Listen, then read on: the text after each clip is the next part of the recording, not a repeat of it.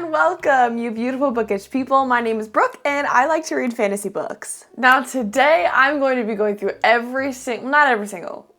my most anticipated releases in 2026. I am so excited to talk about these books because all of these books I know and I love and I've read them this year. So let's get into it.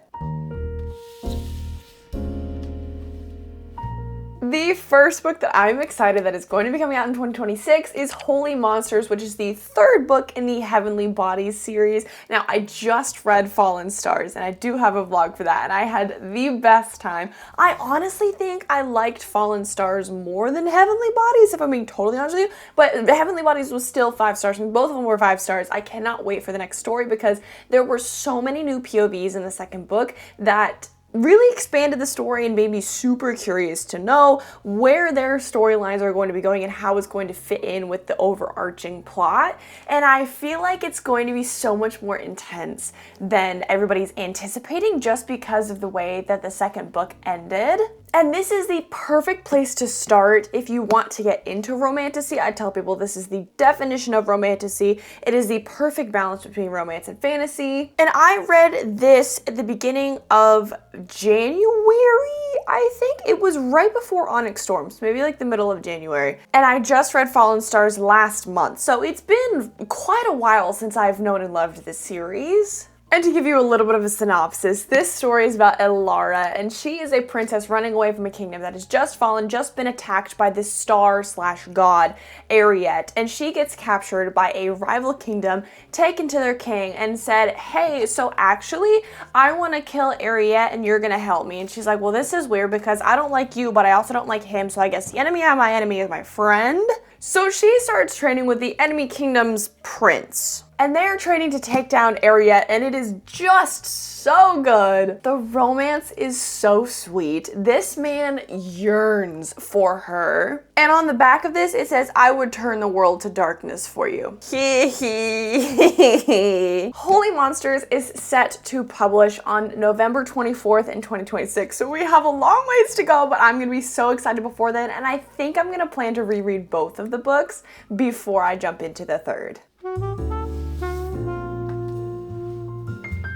Now this next book, I'm cheating just a little bit because this one doesn't come out until April of next year, but I have a physical copy. This is The Sea Spinner, which is the sequel to The Wind Weaver, which is part of the Reign of Remnants series by Julie Johnson. I actually picked up The Wind Weaver just because it came in my Fairy Loot box. I had heard nothing about it. I ended up picking it up just because I was like, oh, this is pretty, this is cool. I'm gonna start reading this because it kind of reminds me of a little bit of like Avatar: The Last Airbender vibes. That's what it kind of gave me from the synopsis. And I read it and I loved it and I was able to connect with the author and be like, hey, so like I really want to read your book next. And she was so kind and sent me this arc, which I feel so lucky about because I don't think there were very many of these, but it's on sale on April 28th of 2026.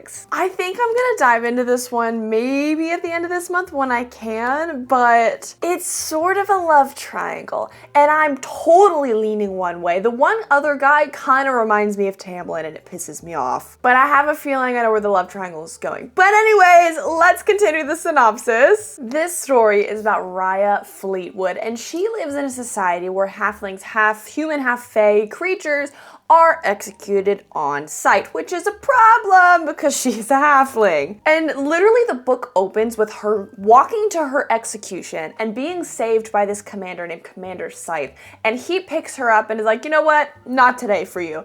But takes her to his kingdom. And so there's a lot of journeying. I feel like it's very character driven at most of the points just because a lot of the book does take place on the journey, but it's not boring because the characters are so fun. But then through this journey, she realizes that she's one of 4 called remnants in this universe, which means she is fated to restore or doom the balance of magic in the realm. And these are based on elements, so naturally she's the Wind Weaver, which would make sense. This book is called The Sea Spinner, so you have like Obviously, water, air, fire, and earth. We know the water, air, and fire remnants, but we don't know the earth remnant yet. And I think it's gonna be so juicy when we figure out what it is. But she is taken to this kingdom and she has to train her magic because since she's a halfling, she was forced to kind of hide in her life before. But now she's like, wait, if I'm fated to restore the balance, I need to know how to use my powers. And so there's training, there's journey. Oh my God, it's so fun, it's so good.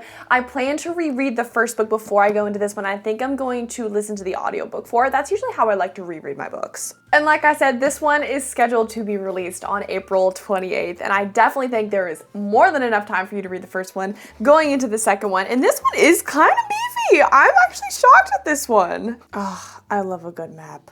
Anyways, on to the next one.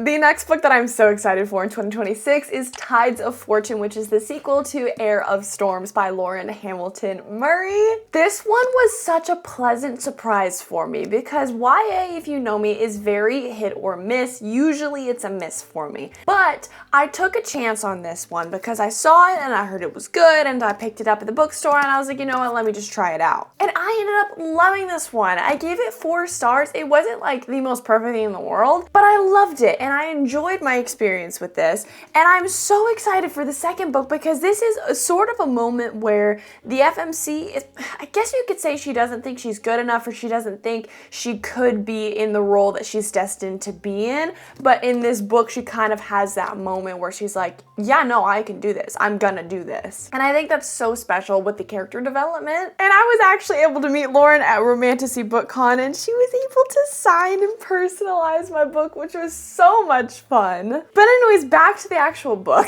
This story is about Blaze, and she was born into a fire-wielding family, but actually born summoning rain or water storms, hence Heir of Storms. And she is not the favorite person in the kingdom because her birth actually created this huge storm that resulted in the death of thousands of people. So her family kind of just hid her away in the castle, secluded her, kind of made her this hidden figure, so to say, because she's not very liked, but she's still royalty. Until one day there's a competition for one of the thrones in the kingdom and she has to compete. She competes with her twin brother Flint. And she has to navigate basically war, battles, like huge things that she has not prepared her life for because she was just supposed to be the background princess. This is technically a romantasy. I mean, I would say it's a romantasy. There is tension. There's a little bit of romance between one of the characters, and I think it's so good. I'm so excited to see more of this character in the next book because, oh my God. I really wish that I had the Fairy Loot edition because there's this beautiful artwork on the end pages with this one character, and the scene in the book that is my favorite I cannot tell you about because I guess it's kind of a spoiler, but just know that it is juicy. I think I'm actually gonna try to request an arc for the second book just because I love this one so much. It was so much fun and I cannot wait to see what happens next. The next book we have is The Knave and the Moon, which is the sequel to The Night and the Moth by Rachel Gillig. This was a 5 freaking star read for me. I loved it with my whole heart. I love Bartholomew. I love all the characters. I think the story, again, is one of the really unique stories. I think Rachel Gillig writes in such a beautiful way. And I'm scared because this book ended in a way that I'm like, oh crap. This really sucks. I was not expecting that. This next book is going to be crazy. And it's going to be a duology. So after this next book, this duology is going to be obviously complete because there's 2 books. This book is about a girl named Sybil, and she is one of 6 diviners that have a home at this cathedral. And basically what these diviners can do is they can commune with the gods, so to say. They can dream and they can get prophecies, predictions of things before they happen, and a lot of people from across the realm travel to have their prophecy read by these diviners. But it is not so nice of a process. They literally have to drown to be able to have these dreams. And that does not sound very fun, but she is conscripted to 10 years of this because she was an orphan, and then she was told, hey, you can have this home if you do this for me. And she's like, well, okay, I need a home. And she's here. But one day, there is a mysterious knight that comes to the cathedral that has no respect for her dreams whatsoever. And she decides that she is gonna run away with him after her sisters start disappearing mysteriously. And she's like, I have to figure out what's going on. I have to see the world for myself because she has not been outside of the walls of this cathedral. But since before she can't remember anything of the outside world. And so she goes with him. They try to figure out what's going on. Oh my God. It is so atmospheric. It is so just beautiful in the way that she describes the settings, the surroundings. Like if you've read One Dark Window, obviously the writing's gonna be similar to that because it's the same author, but you know what I'm saying when I say she creates the very specific atmosphere, and I loved every second of it. This one is scheduled to come out on September 1st of next year, and I will be impatiently waiting for this next book. And for most of these, I mean, I feel like this is kind of a given. I will probably be rereading all of them before the next books, just because a lot of these books I've read scattered throughout the year, and it's going to be months and months until these books come out, and I feel like my memory needs a refresh. And especially by September of next year. And it's so good that I'm like, I don't mind rereading it again because I love it so much. So it's not a chore. It's not something I'm dreading whatsoever. If I was dreading it, I probably wouldn't be continuing the series.